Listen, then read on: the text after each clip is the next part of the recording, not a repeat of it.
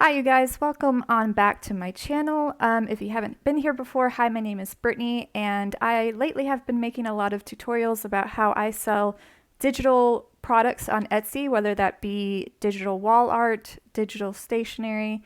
Actually, I have some original paintings that I've converted into digital art that I sell on Etsy.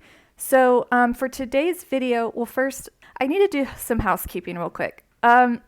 I really appreciate all the love that I've gotten in my past few videos on this topic, but I just have to say, please don't message me on Etsy for help with the YouTube stuff. Like, if you have a question after watching one of my YouTube videos, please don't message me on Etsy. I really, really appreciate the love, but the thing is, Etsy now has implemented this thing where they measure your, like, success as a seller by how quickly you respond to people who message you. So I really need to reserve that space for like actual paying customers that are messaging me with questions. Like I said, I really appreciate the love, but I just don't message me on Etsy for YouTube questions. I'll try to do my best to answer on YouTube. That's the best way to ask questions. So now that that is out of the way, I'm sorry I had to bring that up, but I just needed to because I was getting a lot of messages. What I'm going to do for today's video is, oh, I forgot the name. Give me one sec.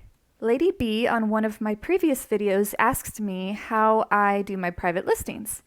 And so that's what this tutorial will be today. I'm going to show you exactly how I do my private listings. I don't feel like it's a super original way to do it. I basically do what I've seen others do on Etsy. But I was asked for the tutorial, so I'll go ahead and make it. So let me talk first about what most of my private listings are for. In one of my previous videos, I'll link it in the top right if you want to check that out. I talked about how in my workflow when I'm creating my art, how I design it in a way so that if a customer wants like the art in a specific color scheme, that it would be easy to do so and easy to sell those kinds of custom products. So that's the majority of what my private listings are for. It's for those really custom orders that I get. So let's say, for instance, like I'll show you one of my bigger sellers. Where is it? Here it is. This is one of my big sellers, but I have frequently gotten people that have DM'd me and said, hey, I like this art, but I want like the line art in ivory and I want the background in beige. Can you do that? So of course I can. And so then I'll have to create the private listing for them. Step one, obviously, is to create the custom art. If you need help on, like I said, the workflow of everything, how I do that, I'll link that video in the top right for you. But essentially, you want to create your 5 files like we talked about. Here they are. You want to create your 5 files for the customer in that original custom color scheme. Step 2 is to create the private listing. So you will go to your shop manager place, and just like any other listing, you're going to go to listings, and then you will click add a listing. So if you sell on Etsy, I'm sure you're familiar with this. Basically, a private listing is a regular listing. So what I do is I upload all of my normal images that I upload for every single listing. So let me show you that real quick.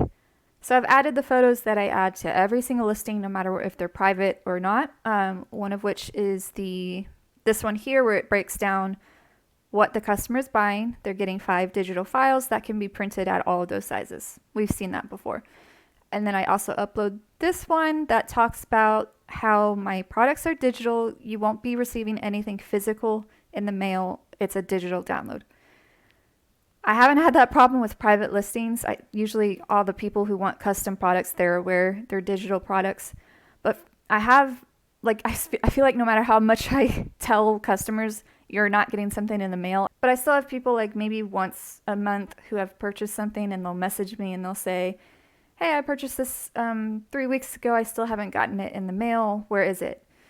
So you still have to deal with that every now and then, just FYI. So yeah, those are the 2 I put on every listing. The next photos I will add are photos of the item they have purchased mocked up. So let me show you an example. Here's an example of a previous custom order I did of that art I just showed you. They wanted it in this color scheme. So I took the time, like Maybe I'll make a separate video on my workflow process for custom products, like how I communicate with the customer, like how many revisions do I do, how do I like send them samples, all that stuff. Maybe I'll do a separate video. If you want that, comment below. But after I do all that, after we're agreed upon of like, yes, this looks great, I'm ready to order, even though the customer knows what they'll be getting, I still want to mock it up for them like this so that they can really visualize it, number one, and number two, so they know they're clicking on the right listing. So I make sure to do at least one listing photo where the product is mocked like this. And if you need some help mocking your digital wall art, I have, I think, 4 tutorials now about how to do that for free without Photoshop. If you want to check that out, I'll leave a playlist up in the top right. Okay, so after I add that photo, the last photo I add is the cover listing photo, I'll call it that. And it is a custom one I made. Let me show you. So it looks like this. I think I made this on Canva. If you're not aware of what Canva is a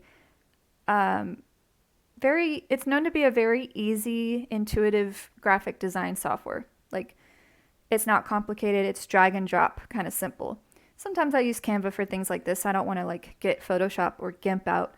So I have made this, it says private listing reserved for someone special. I thought that was so cute. So this is the last photo I upload. Let me do that. And once I do that, I make sure I drag it as the primary photo, the first one.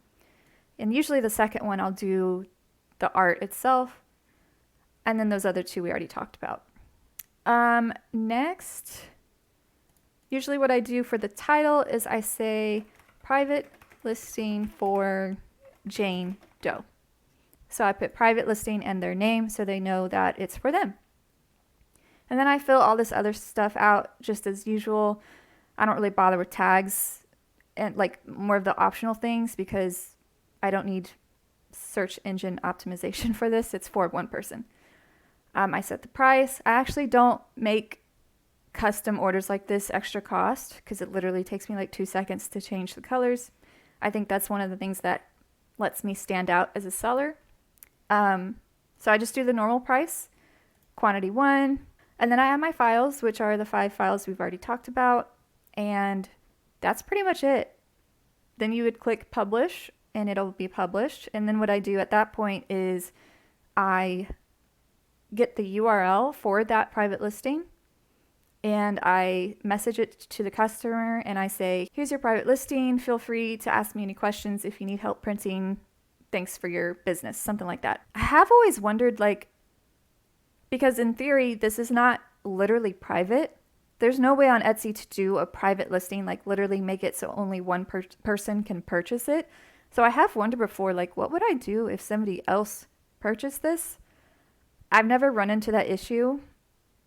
The way I see it is like if somebody didn't understand it was private, even though it says private everywhere, if somebody didn't understand it was private and they purchased it because they wanted that piece of art, like, okay, cool, I made another sale, so I'll just make another private listing for Jane Doe.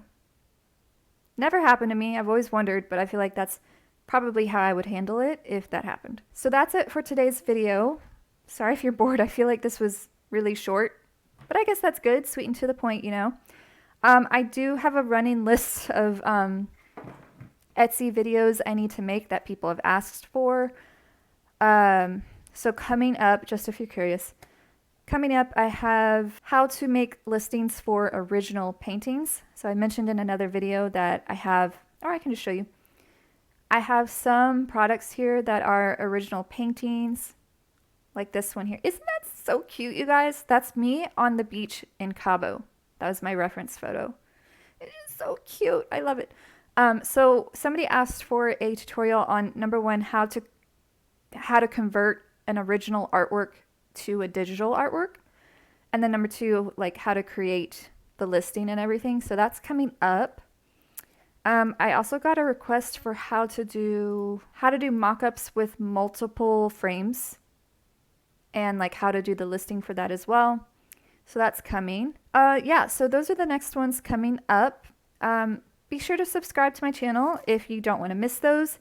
And if you want to be notified of when I do upload, you can click the bell and that will send you a notification on your phone of when I upload. So I think that's it for today's video. Really short and sweet. Leave a comment down below if you have any requests for future videos you want me to do about Etsy. I'd be happy to do those for you. And I think that's it. So thanks for stopping by the channel. I'll see you guys later. Bye.